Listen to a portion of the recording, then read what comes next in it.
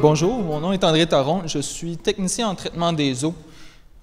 J'ai travaillé pour plusieurs usines d'eau potable au Québec et je suis maintenant également spécialiste en Microsoft Excel.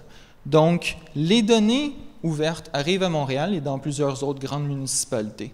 Ce que vous ne trouverez pas, cependant, c'est les données sur l'eau potable. Beaucoup de ces données-là viennent en fait de l'usine d'eau potable.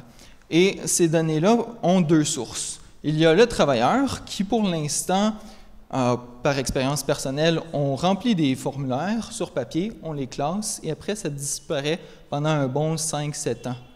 Seulement une petite portion va être réutilisée pour être transférée dans d'autres fichiers Excel. De l'autre côté, il y a des machines. Ces éléments de champ-là, eux, vont capturer périodiquement des données et les mettre dans des bases de données, donc l'automate. L'une des raisons, en fait, pourquoi vous ne trouverez pas les données ouvertes sur l'eau potable, c'est que non seulement elles ne sont pas disponibles pour le citoyen, mais il y en a également une grande partie qui ne sont pas disponibles pour le travailleur lui-même. Donc, ce qui arrive, comme je l'ai mentionné avec les données sur papier, c'est que très souvent, on ne sait pas comment organiser ces données-là. On finit par simplement les archiver. De l'autre côté, les travailleurs, nous sommes des exploitants d'usines et nous ne sommes pas souvent habilités à extraire et utiliser les données des machines. Donc, nous avons littéralement des mines d'informations qui ne sont pas utilisées. Ça, c'est important pour plusieurs raisons, en partie la transparence des données, mais ça veut également dire que les opérateurs et les personnes qui prennent les décisions ne prennent pas nécessairement les décisions avec toute l'information disponible. Donc ça, c'était jusqu'à maintenant. J'ai développé au cours de la dernière année un logiciel qui permet de faciliter la vie des travailleurs dans le secteur. Donc, j'ai développé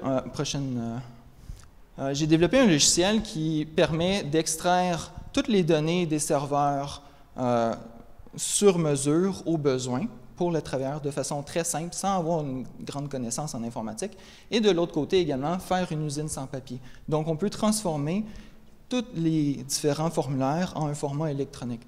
Tout ça, ça prend une semaine à peu près pour la formation. Puis le logiciel part de mon expérience personnelle où est-ce que je n'essaie pas de changer la façon dont les travailleurs travaillent, en fait. Je fais simplement encadrer pour m'assurer que l'ensemble des opérations dans le traitement des eaux soient effectuées de manière à capturer automatiquement les données. Ça prend une semaine pour... désolé.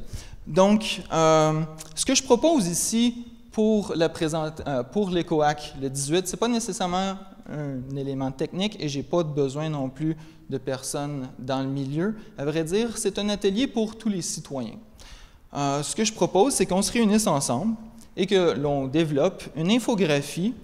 Donc, vous, à titre de citoyen, quelles données aimeriez-vous savoir sur votre eau potable? Qu'est-ce qui vous touche? Est-ce que c'est la qualité de l'eau potable? Est-ce que vous aimeriez savoir comment est-ce que vos fonds, vos taxes sont utilisées pour ces infrastructures-là? Ou peut-être savoir les habitudes de consommation du secteur. Donc, à la fin de la journée de l'ECOAC, c'est qu'ensemble, nous ayons une infographie qui peut être utilisée par la Ville pour alimenter en temps réel ou au besoin en données pour informer le citoyen, dans un format qui également permet aux citoyens qui est plus concerné d'informer ses voisins avec les réseaux sociaux. Donc, c'est un outil livrable directement, mais également qui a beaucoup plus d'implications parce qu'à l'usine même, ça veut dire que les travailleurs vont avoir toutes les données disponibles. Le seul point également que j'ai oublié de mentionner, le logiciel est déjà tout développé.